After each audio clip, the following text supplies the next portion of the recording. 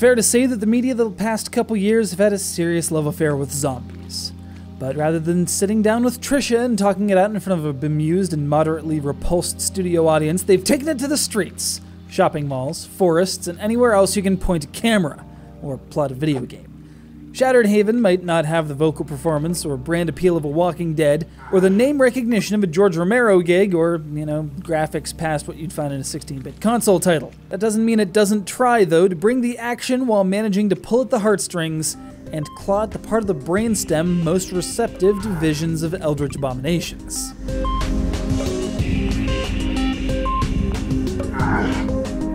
In a world several years after the rising of the Greys, as they're known, a young boy wakes up in a strange bed after being rescued in the forest. A young girl of about the same age fills him in on the situation and gives him a tour of the compound, only to be interrupted by a frantic fellow survivor attempting to get in the gate because, well, zombies.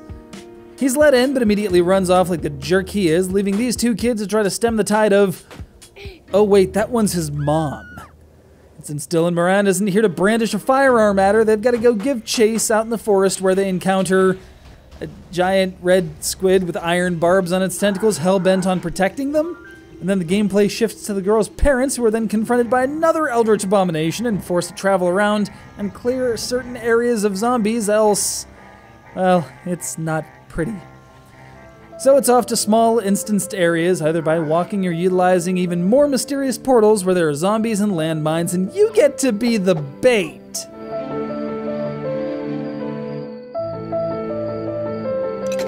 Alright, so there's a bit more action than just being a running buffet, as Sean would say. You can pick up an array of tools like hammers, bear traps, axes, surfbot heads. Wait, wrong game. But your most powerful weapon is a simple handful of nails. Iron nails, that is, poisonous to zombies as opposed to the steel alloys used in most of the more reasonable tools like axes and hammers and whatnot.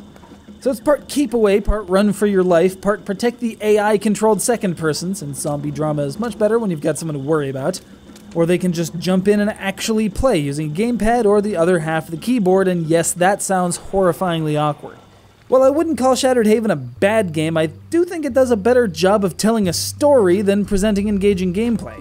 Sure, the shattered hellscape of a forest with its intermittent fires and inexplicable sharks does a fantastic job of setting the environment, and the script makes the characters immediately jump to life. But some control issues, especially as it involves boats and maneuvering around water, really bring down the immersion. And don't give me that Silent Hill, the controls are supposed to be bad crap. I don't buy it. After all this vicarious training, I like to think I'd be a little bit more adept in the face of a zombie apocalypse, thank you very much. I never wanted this. I never wanted adventure or to try to save the world.